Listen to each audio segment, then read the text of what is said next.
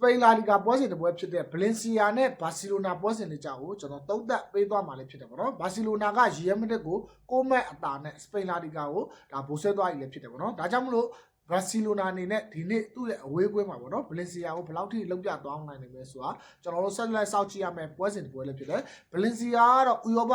မျှော်လင့်ချက်ကတော့အနည်းငယ်ရှိသေးတယ်ဘာကြောင့်လဲဆိုတော့သူ့ရဲ့အပေါ်မှာ Vallecano Getafe ဒီအတင်းနေနဲ့သူနှစ်မှတ်လောက်တာကွာဟာတယ်ပေါ့နော်ဒါကြောင့်မလို့ဒီနေ့ညမှာဒါဂီတာဖေးတို့ Vallecano တို့ရှုံးခဲ့မယ်ဆိုတော့ Valencia က Barcelona ကိုနိုင်ခဲ့ရင်တော့ဥရောပဝင်ခွင့်တနေရာတော့ဒါ Confederally နေရာကိုရရှိသွားမှာလည်းဖြစ်တယ်ပေါ့နော်ဒါကြောင့်မလို့ Valencia အနေနဲ့သူ့ရဲ့အိမ်ခွင်းမှာဟို Barcelona ကိုသူဘယ်လောက်ထိတုတ်ပြန်ကစားသွားမလဲဆိုတော့ကျွန်တော်ဆက်လက်စောင့်ကြည့်ရမယ်ပွဲကောင်းတစ်ပွဲလို့လည်းကျွန်တော်မြင်မိတယ်ဘာစီလိုနာကသူ့ရဲ့အဓိကကစားသမားတွေကိုအနာပေးမဲ့အနေအထားတွေကိုကျွန်တော်တွေ့ရတယ်ဘာကြောင့်လဲဆိုတော့အဓိကသူ့ရဲ့ main player တွေဖြစ်တယ်လာမိုင်းရမယ်လိုပတ်ဒီကူဒတ်ဒီကစားသမားတွေကဒဏ်ရာရရှိတာကြောင့်မပါဝင်ပေမဲ့ရှားကစားသမား Lewandowski နှုတ်ဆက်ပွဲလို့လည်းပြောလို့ရပါတော့ Lewandowski Rafael တို့ဒီပေါ့နော်ဒီဂါဘီတို့ပေါ့နော်ဒီကစားပတ်ထရီတို့ဒီကစားသမားတွေကိုသူပေါ့နော်ဟိုဒီကစားသမားတွေကိုအပြည့်အဝထုတ်သုံးမယ်လို့လည်းကျွန်တော်မမြင်ဘူးဘာကြောင့်လဲဆိုတော့ဒါကမ္ဘာဗလာစားဖို့ကလည်းဒါရက်ပေါင်း20ဝန်းကျင်လောက်တာလိုတော့တယ်ဒါကြောင့်မလို့ကစားသမားတွေကလည်းဒါသူ့နိုင်ငံအတွက်တီပေါ့နော်ရွေးချယ်ခံရပြီးသွားပြီဆိုတော့ဒါဒဏ်မရရှိအောင်တော့ကမ္ဘာဗလာမှာဝင်ရောက်ကန်ဖို့အတွက်ပေါ့နော်ရှောင်ချီပြီးတော့အရင်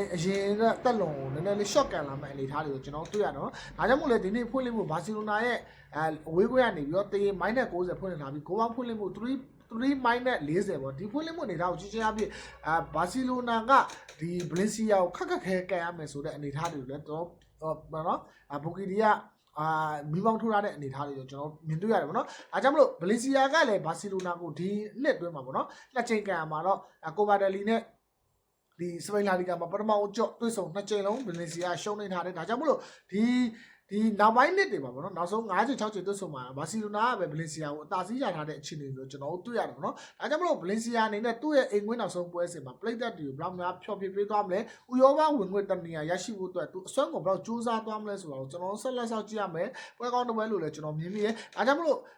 ဘာစီလိုနာရဲ့ဖွင့်လှစ်မှုကဘာဖြစ်လို့ချန်ပီယံအတင်းလက်ဖြစ်တယ်ပေါ့နော်ချန်ပီယံအတင်းလက်ဖြစ်တယ်ဝေးဘာဖြစ်ဒီယာဒီမှာဘာစီလိုနာရဲ့ဆော့ဆာမှုကပေါ့နော်ရှုံးပွဲနဲအတင်းလက်ဖြစ်ပြီးတော့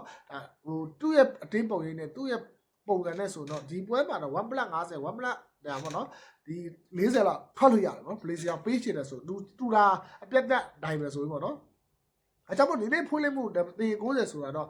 နိုင်ချင်းမဟုတ်တော့ဘူးလို့ကျွန်တော်မြင်မိတယ်ဒါကြောင့်မလို့အင်ကွင်းမှာရုံးလာမဲ့ Valencia Asian Play တက်တွေအောက်မှာစိတ်ကျဉ်တတ်မှုကောင်းဆုံးပေးနိုင်မ